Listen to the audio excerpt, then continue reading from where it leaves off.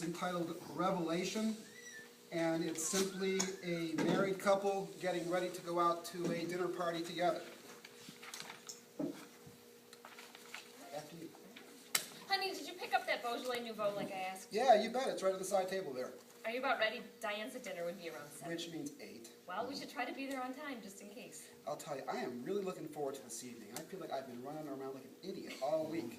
It's going to be nice to sit down with you and some friends, have a few drinks, and just relax. I think Marty and Colleen are going to be there. They said they want to hear all about our trip to the Caymans. I guess they're thinking about going. You want to bring out pictures? Are you kidding? I don't think we should inflict the sight of us in bathing suits on anyone. Good point, good point. You know, I hate to say it, but I think I'm starting to thin out a little bit up top. Don't be silly. I definitely am. I can see... No, and even if you are, so what? Hon, could you come here a second? What is it? There's something. It looks like there's something written on my scalp. What? There's some... I can't make it out. Can you see it? Oh, I can't believe that. Oh, there is. Oh, you're right. There is something by their little numbers. 666. Are you sure? You're sure it's that 999? No, it's 666, all right. I mean, the numbers have those little lines under them and everything. Oh my gosh, hon. You know what this means, don't you? You're the Antichrist. Well, that's just great. That's terrific. This morning my car started making that weird clunking sound, and now this. Talk about a surprise. You're telling me. Well, do you think we should pick up a cheesecake from Bovian's for the party? I'm not sure what Diane has planned for dessert, but it couldn't hurt to have a little backup. Honey, I just found out I'm the Antichrist. Don't you think that changes our dinner plan slightly? I see what you mean. You want to be late. No, I don't. Don't you think... What? Well, shouldn't I be doing something? Like what? I don't know, something evil, I guess. I mean, think about it. When you think Antichrist, you think dinner party. Are we including in-laws? Maybe this is some kind of mistake. It has to be. We've known each other for what, like 7 years now? Do I seem like the Antichrist to you? Well, you can be a little moody. I am not. Don't you think you're being a little moody right now? I just found out I'm the Antichrist. I think I'm entitled to be a little bit upset. You don't have to raise your voice. I'm sorry. It's just this Antichrist business has me a little bit wound up, that's all. Now that I think about it, I seem to recall something about the Antichrist from Sunday school. What? Well, I could be wrong, but I think you're supposed to arrive on Earth riding a white horse. I am? I'm pretty sure. Well, then it's not me. I've never ridden a horse. I don't even like horses. Boy, that's a relief. Are you Jesus. sure you've never ridden a horse? I'm positive. Well, then maybe. Oh, I just remembered something. What? You're not going to like it. What? Just tell me. What was the very first car you owned? Well, you know that, huh? That was my Mustang. Your white Mustang? Oh, come on! It's a prophecy! No, it isn't. It is too. Listen, God is all-knowing, right?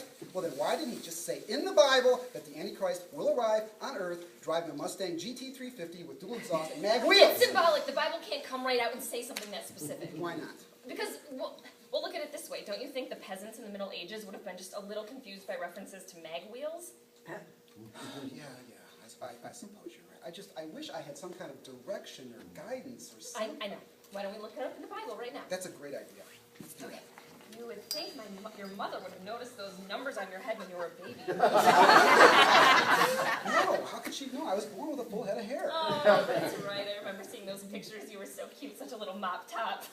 Yes, I was a little mop top. Now could we please... Oh, right. Okay, here we are. Oh, you know what? I was wrong. It's God who arrives on the white horse, not you. Well, yeah, that makes sense. I mean, he is the good guy, right? But what does it say about me? I'm looking. All right, apparently you are referred to as the beast. Well, I can attest to that. What do you mean you attest to that? Honey, do you remember our wedding day? Of course. Well, do you think most newlyweds consummate their marriage in the alley behind the church? I was just so happy. And I love it when you're happy. I do, but you have to admit it. Okay, fine. You made your point. What else does it say? Well, after you arrive here, your primary goal is to deceive those who dwell on earth. Oh, now, come on. Does that sound like me? Come on. You are in advertising. This is very impressive so far. No, wait, I was thinking. I was thinking of a career change. You know, like maybe trying to write for a sitcom or something. Did you say anything about that? No. Okay, so I'm the beast and I deceive people. What next? Well, it doesn't go into a lot of detail, but apparently at some point you will be opposed by 144,000 people and a lamb. A lamb? I'm guessing that's symbolic. Right. And then there's an angel. An angel is going to pour a bowl of wrath on your throne. Ooh, I've got a throne. Really? Well, that's what it says. Well, that's not too shabby. Do I get to keep it? I don't think so. Why not? Well, because then you make war on God and his army of believers with your army of deceived people. Okay, and what happens? Let's see. Oh, here it is. You lose. I lose. Yep. Sorry, hon. That's okay. I guess somebody's got to lose, right? I'm kind of expected to tell you the truth. So what happens after that? I get redeemed, learn my lesson or something? No. Actually, you're thrown alive into a lake of fire that burns with brimstone. You're kidding. Nope. I'm not redeemed. Not according to this. There's no happy ending. Well, not for you. Although everyone else seems to make out pretty good. That doesn't sound very merciful. Well, actually, if you read through the Bible, God has his merciful days and his not so merciful days. Well, in that case, I just don't get it. I don't get the whole deal. I don't. What? Think about it, honey. Think about what you just told me. If I'm the Antichrist, what's my motivation?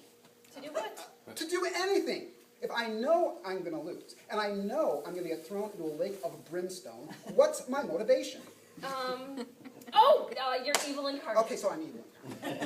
All right? But I can read, right? I'm literate. If I want to, after a hard day deceiving people, I can sit down and look through the Bible, can't I? Well, I'm not sure what you're getting at. What I'm getting at is this. Why should I play along? Right? I know how the story ends. Between you and me, I don't particularly like that ending. Oh, it's all a bed of roses for everybody else, but it's fire and brimstone for me. See what I mean? You know, you might have a point there. Idiot, did they think I am? Honey, the Bible never said you were an idiot. Damn right I'm not an idiot. Well, I'm going to tell you something right now. I am going to fix them. I am going to fix them good. Fix who? Everybody. God, angels, even that lamb. If he's mixed up with us. Picture it, honey. Right now, they're up there waiting. Got the white horse, they got the bowls of wrath, they got the whole kit and caboodle ready to go. And what are they waiting for? Me. They're waiting for me to make my move. That's what it seems like, all right. Well, now suppose I don't make that move. Huh? Suppose I don't assemble an army of deceived people. Suppose I just go out to a dinner party with my brilliant and breathtakingly beautiful wife. Oh. Well, that is evil. Isn't it? They can just cool their heels for a while. I'm the guy who decides when there's going to be an apocalypse. You know what I'm deciding? There ain't going to be one. Not as long as I'm Antichrist. Shall we?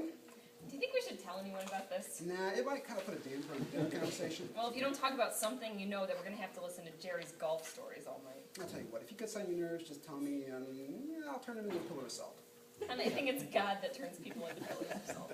Oh, yeah, well, I'll turn him into a pillar of something. You do that for me? Of course. Anything for you. Oh, you are a beast. Hey, wait till you see me a couple glasses of, Beaujolais in me. Sodom and Gomorrah, here we go. No. What actually happened to Gomorrah anyway? Honey, there are some things you just shouldn't think about. You got the truth.